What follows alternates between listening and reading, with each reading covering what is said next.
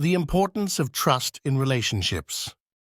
Hey, let's talk about trust, one of the biggest building blocks in any relationship. Without trust, things can fall apart fast. Whether it's friends or a crush, trust helps you feel safe, connected, and understood. But how do you actually build it? Let's break it down together. Trust starts small.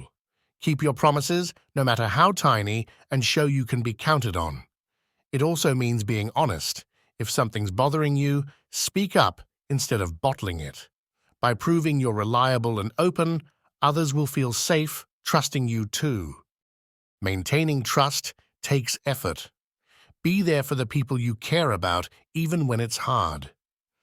Show you respect their feelings and boundaries. And remember, trust is a two-way street. It's not just about getting it, you've got to give it too. Messing up happens. We're all human. If trust is ever broken, own your mistake, apologize genuinely, and show through your actions that you're serious about fixing things.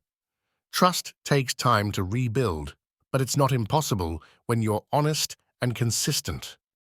Want stronger connections and better relationships? Start small. Be honest, reliable, and supportive. It's your turn to build trust and watch your relationships flourish. Hit like if you agree and share this with someone who needs to hear it.